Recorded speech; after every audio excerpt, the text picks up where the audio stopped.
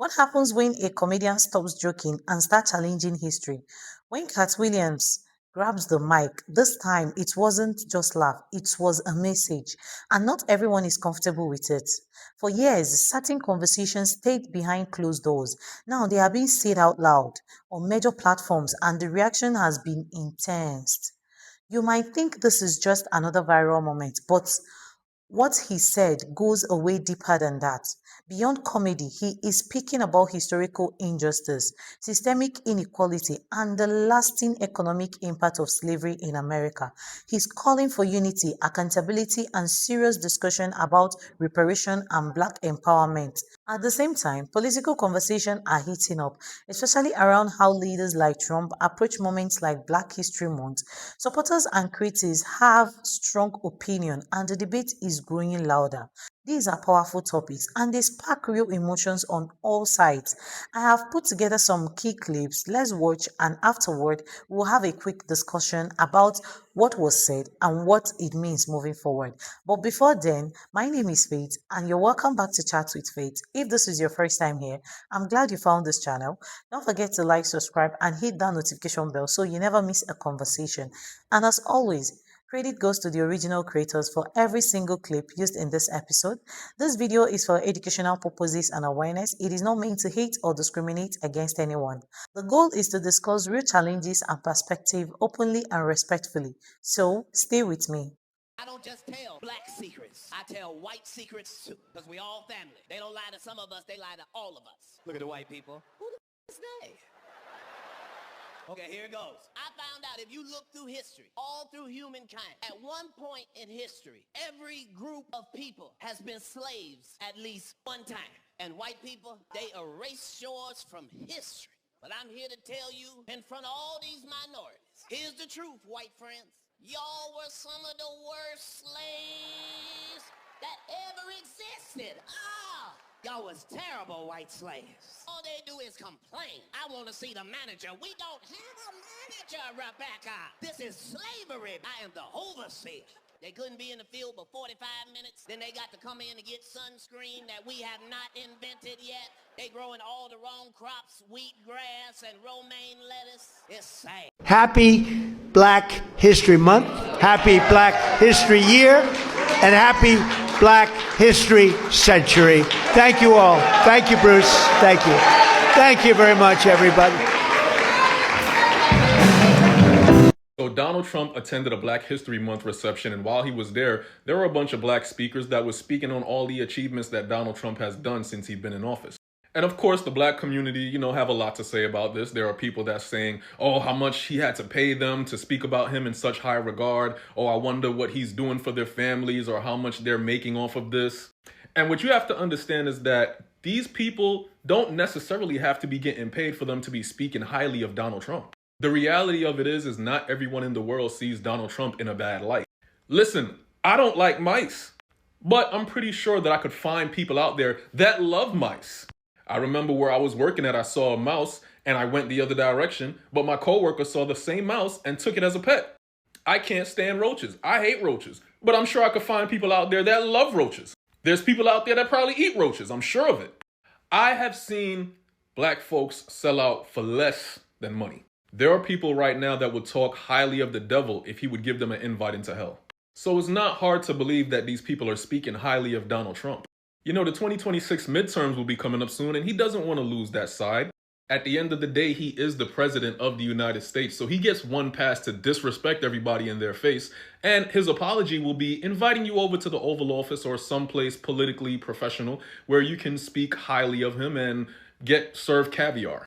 It's the American way, baby. I was brought up in, quote, Bedford-Stuyvesant in my time. But I would like to say what scares us is I think we hear violence. The young lady said she's afraid of violence.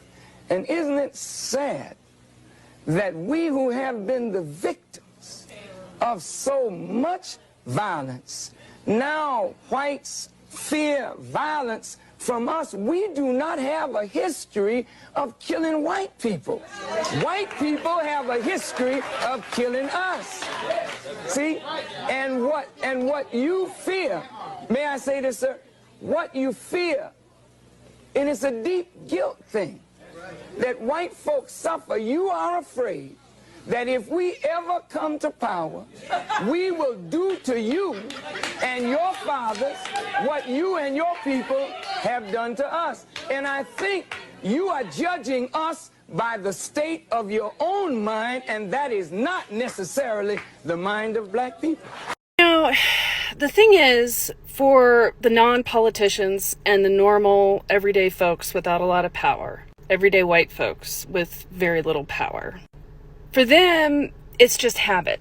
I'm not trying to make light of it at all, but that's how they were raised, that's how they grew up. They have no intention or desire to learn to do better. It's just a habit. But for the rich, elite white folks, it is very much purposeful. Very much. And they may not even, well, they probably do, because they have been indoctrinated just like everyone else. They probably do actually have hate in their own hearts, but they intentionally push it out to the regular people to keep us all fighting amongst ourselves so we don't go after the big, rich, fat cat white guys. And that's the truth of it. If y'all notice, there's only one demographic of men that truly carry that prize mentality, that catch mentality. And I'm just going to say this.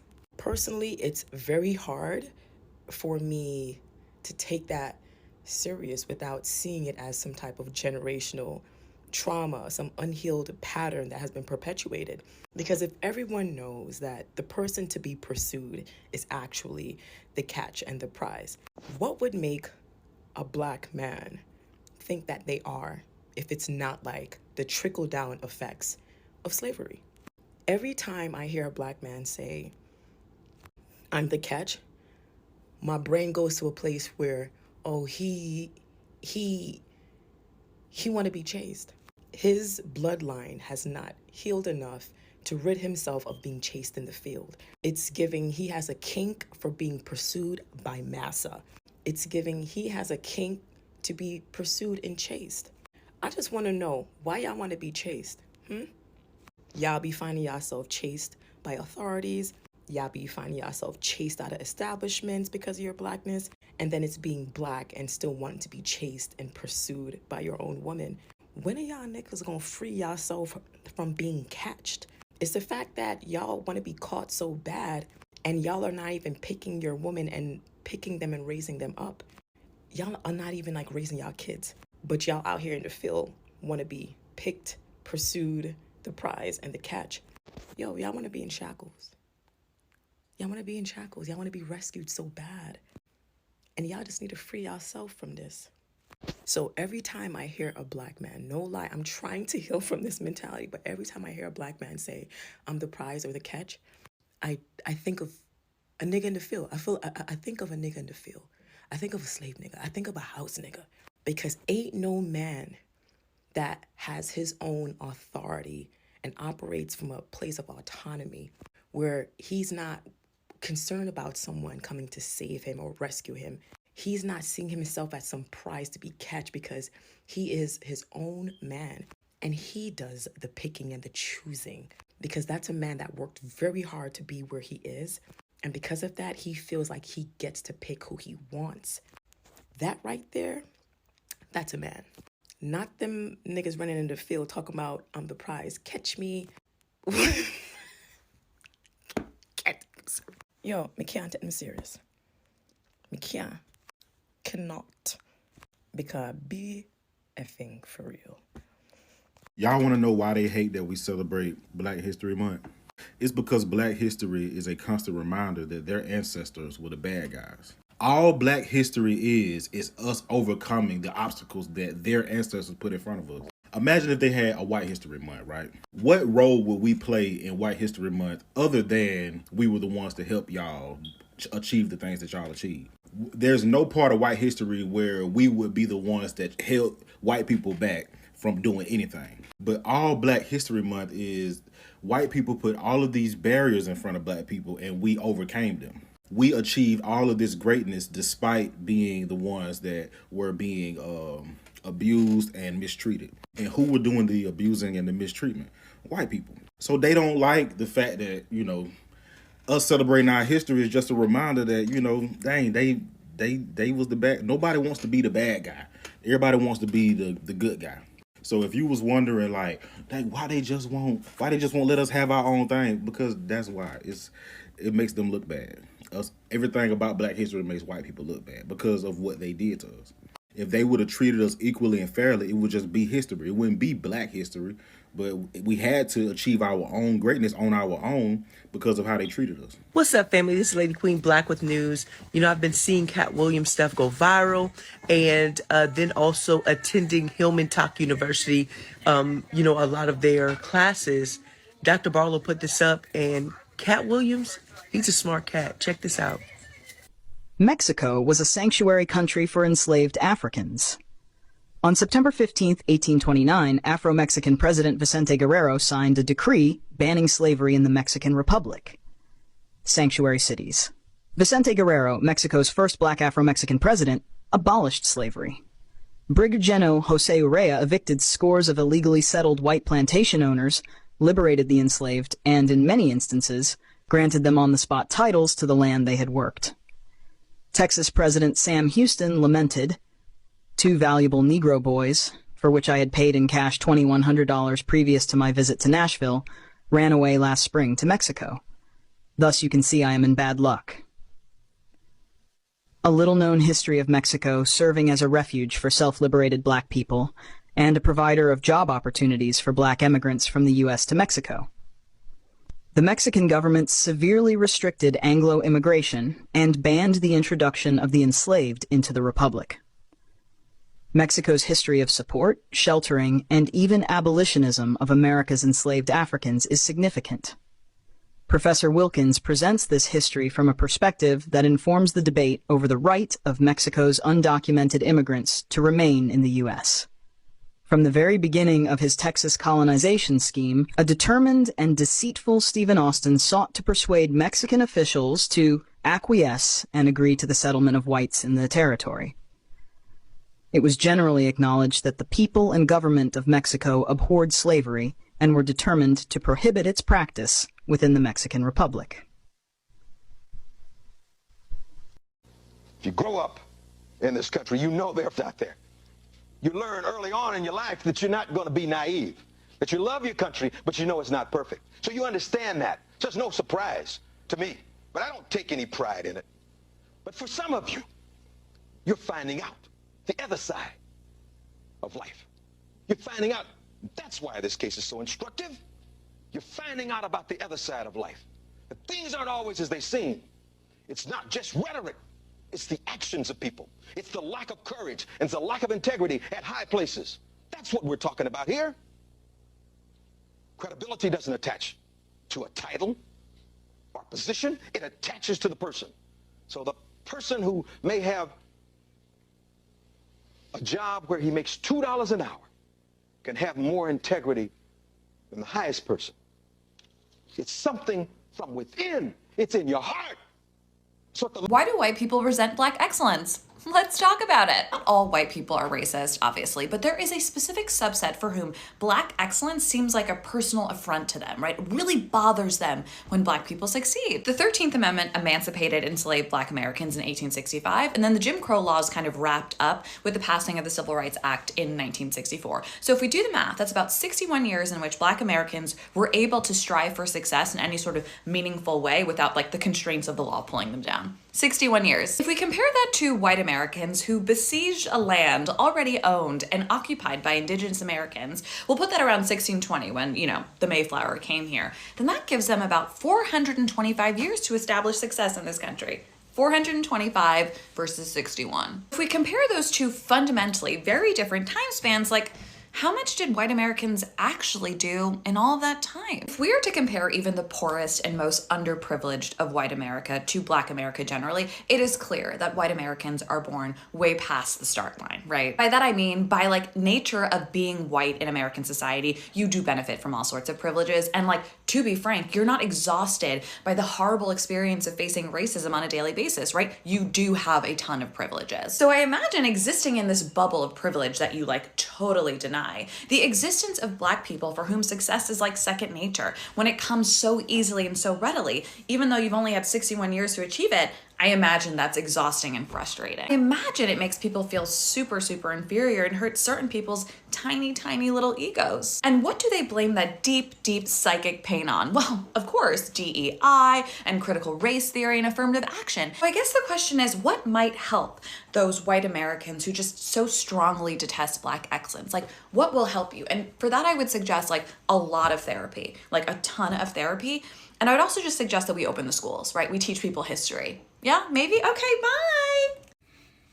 So as I'm minding my business in these TikTok streets, I happened upon some think pieces, some videos created, by people who are talking about the Carmelo Anthony situation. Now, Carmelo Anthony, the basketball player, I know that joke is probably old by now, but Carmelo Anthony, if you're not familiar, is a 17-year-old Black boy from Texas. I am going to use color for a specific reason.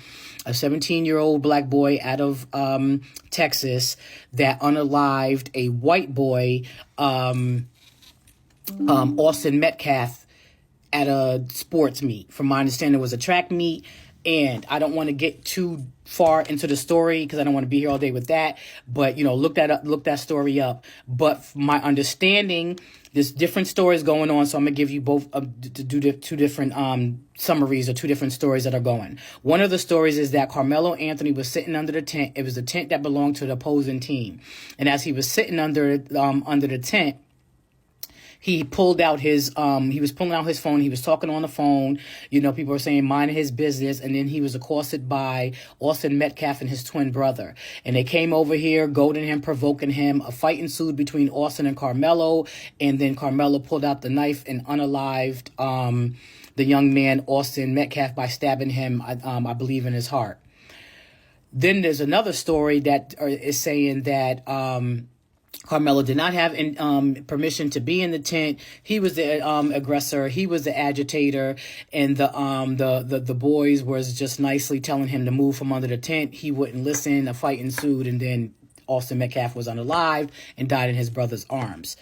I'm not here so much to talk about the story itself because, I want to wait for the facts. But if you ask me my opinion at first, when I first listened to the story, I didn't know a color. I didn't know a color or anything. I heard the story and I was like, woo, did a fight end up with a stab to the heart and an unaliving? Like, what I'm saying? What's the before I even knew, I was still like, what's the circumstances? What caused that fight to get that aggressive? Didn't know anything yet, right? I'm thinking, school violence, man, these kids are, getting crazy now, stabbing at school, at meets or whatever, And I still don't not feel that way. I still feel like, what has it gotten to that, saying there's a stabbing at a school, at a sports event? What has it gotten to that anybody feels that they have, any student, any young person feels that they have to walk around to protect themselves with a weapon? I can't judge that man for having that weapon inside his book bag. I'm not going to do that, right? Because I will carry something. This world is chaotic. This world is crazy. There's shootings in the school. There's unalivings. There's stabbings. There's all types of violence, mass shootings in schools. You just never know. And so people are like, oh, what is he doing with it at a track meet? I don't think he was like, oh yeah, I'm gonna shank somebody at a track meet. I think he just probably has it there for protection for any other day. And this is what I'm saying with using logic. No, just because he has that on his person doesn't mean that he's a hostile or volatile person. It just means that's what he's using for protection. Because from my understanding, if you look at his background, he doesn't have any, he's not a hostile child. I know he has a high GPA. The reason why I'm saying I hear and I don't know is because sometimes you don't know what's true, what's not until the full report gets out there, and I haven't read the full report. So I'm just going by certain news outlets and what they're saying. He had a high GPA. He came from a family that was not broken, contrary to what most people believe about black families. There are black families that are together and who are married. And from my understanding, his parents have been together and married for 17 years. He comes from an upper middle class family, no trouble, a good guy, etc. I think the list is endless about the praises they sing for this young man. And then, you look at the situation with Austin Metcalf, and, people are saying, him and his brother was troublemakers. They was bullies. He's on his social media, with the whole, camouflage and gun and calling people racial slurs and using the N-word, etc. Now, for us, black people, the camouflage, the Ray-Bans, the certain trucker hat, whatever, it's like a uniform for races. Just like, the red and blue scarves and bandanas are uniforms for gang members. It's the same thing. This is how, through the, whatever. So I don't know about that, that situation. But then you can't really look at that situation because it wasn't the person, the young man, Austin Metcalf, that came from the broken home that did the unaliving. It was a person that came from a good home that did it. So you see how you can't stereotype? You see how you can't just assume? Because it just depends on how you feel in that moment. Did Carmelo Anthony feel like his life was being threatened? Is that why he did the stabbing? Is his unaliving justified? I don't know. Let this play out in court. Not because you're black is it justified. Not because you're not black is it justified. We have to find out more. We have to see the facts. And just because he had a knife, that doesn't mean he's not justified. Now, a lot of stuff can be true. Was there a fight? Yes. Did a stabbing have to happen? Had to happen. Sorry. No, probably not. Why did it happen? We got to find that out because Carmelo did admit to doing it, right? So we definitely know that he did it.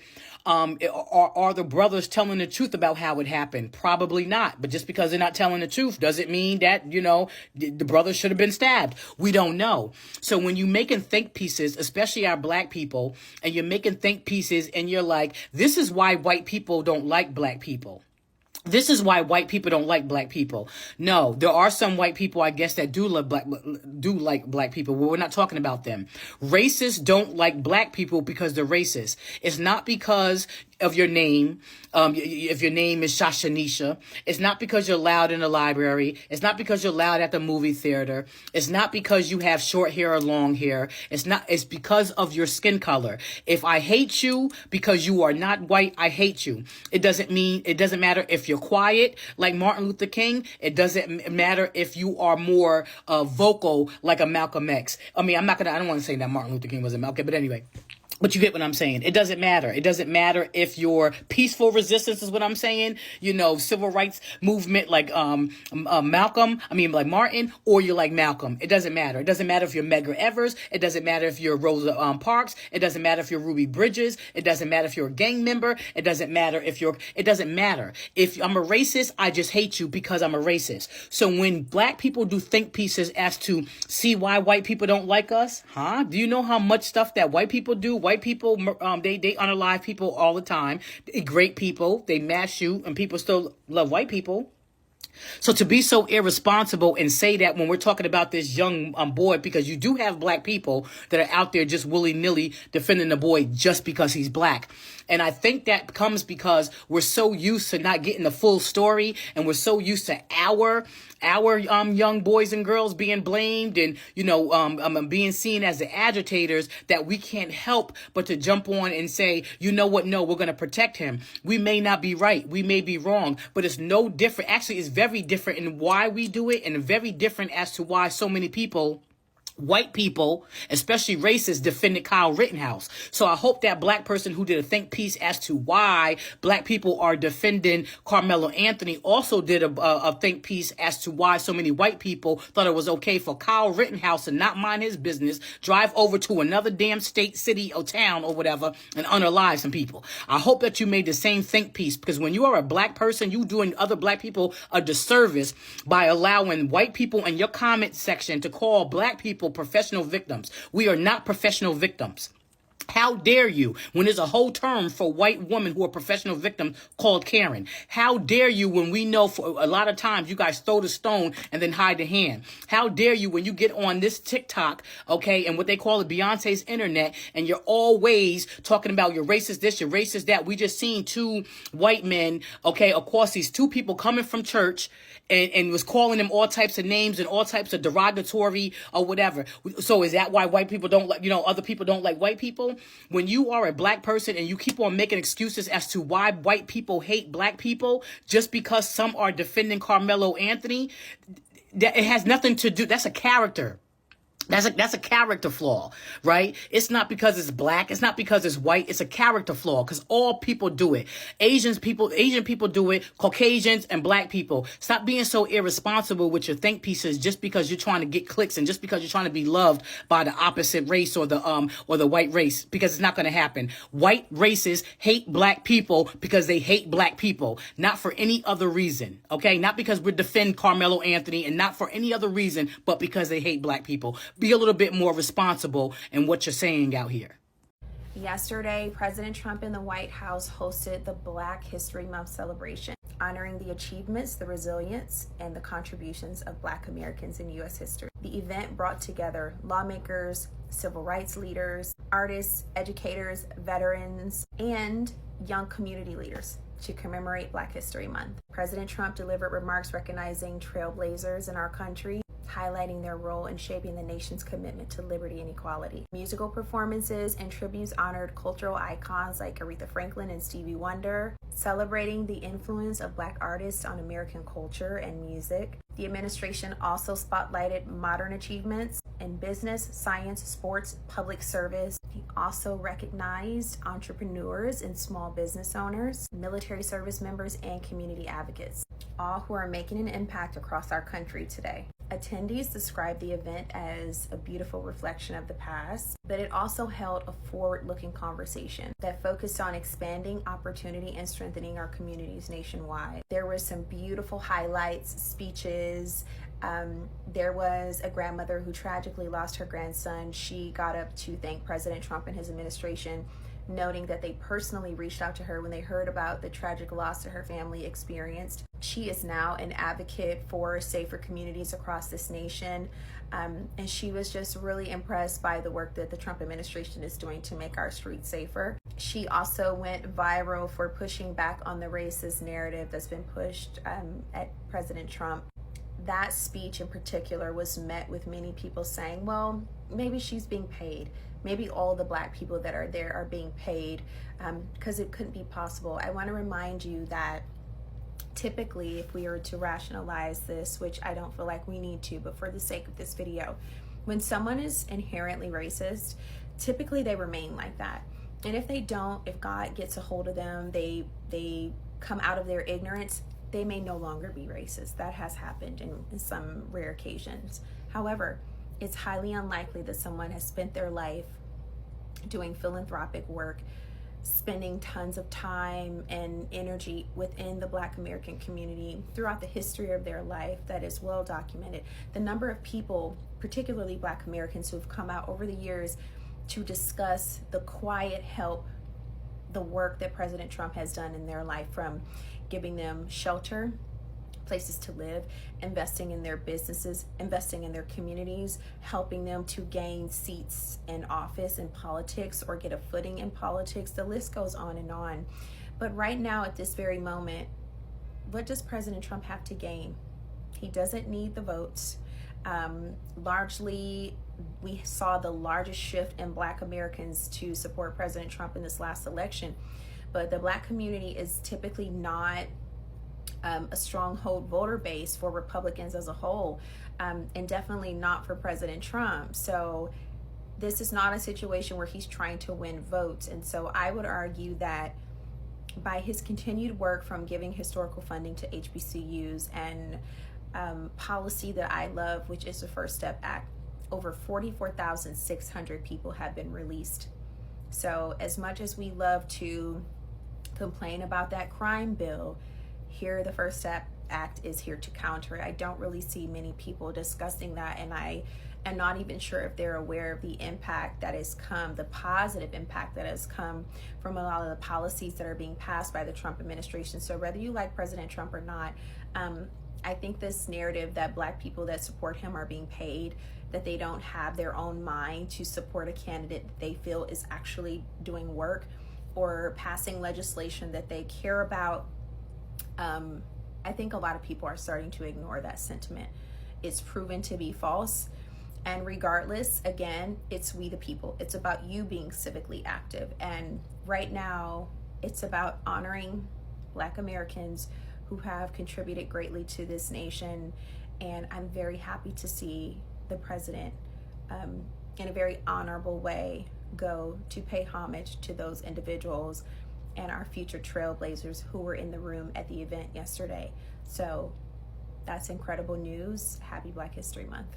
As this conversation continues, the reaction has been loud. When Trump publicly acknowledged and celebrated Black History Month, it didn't just pass quietly. It sparked debate, it sparked commentary, it sparked frustration in certain political space. Some people applauded it, some questioned the sincerity, and others were visibly upset that Black history were being centered at all. And that reaction tells you something. It shows that even in 2026, conversations like Black history, slavery, reparations, and systemic inequality are still deeply sensitive. The moment the topic comes up, emotion rise, people pick sides, the temperature changes. That's why when Katt Williams speaks on this issue, it resonates far beyond comedy because it's not just jokes anymore. It's history, it's legacy, it's economics, it's policy. When he talks about slavery, he's talking about unpaid labor that built wealth. When he mentioned Jim Crow, he's talking about laws that restricted opportunity. When he raises reparation, he's asking a question that Black Americans has debated for generations. What does accountability look like? And here is the reality. Whether people like it or not, the Black community played a fundamental role in building the country. That's documented history. That's not opinion. So when leaders acknowledge that publicly, it symbolically creates wave. Some people are uncomfortable with that acknowledgement. Some feels it's reopened wound. Some feel it's challenged long-held narrative. But maybe that discomfort is part of the process because growth rarely happens in comfort. And this isn't about attacking anyone. It's about asking questions. It's about examining history honestly. It's about understanding how the past shapes the present. What responsibility do governments have? What responsibility do influential voices have?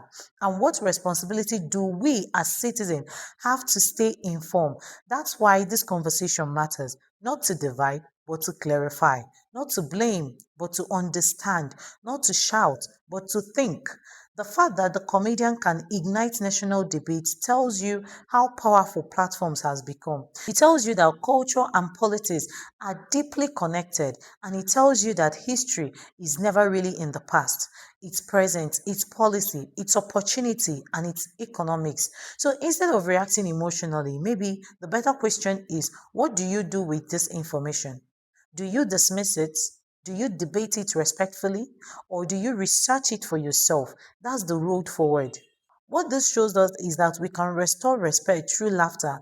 It doesn't always require standing on a podium or marching in the street to make an impact. Sometimes it starts with culture, with conversation, with community. We can rebuild confidence together. We can strengthen our sense of identity. We can remind ourselves that our value are not through anger, but through awareness. Laughter can heal. Truth can educate and unity can empower. Turning pain into power, that's the real message. It's about collective effort. It's about knowing who we are, understanding where we have been, and choosing how we move forward. When we support one another, uplift one another, and stay informed, that's when growth happens. And that doesn't require perfection. It requires togetherness. So let's continue having this conversation. Let's continue learning. Let's continue building confidence within our communities in positive, productive ways. I would love to hear your thoughts respectfully in the comments below. Let's keep it thoughtful. Let's keep it intelligent, and let's keep it productive. If you found this discussion valuable, make sure you like this video so more people can join the conversation. Share it to someone who needs to hear it. And if you are new, subscribe and and turn on the notification bell so you don't miss the next discussion. This discussion aren't going anywhere, and neither are we. See you in my next video.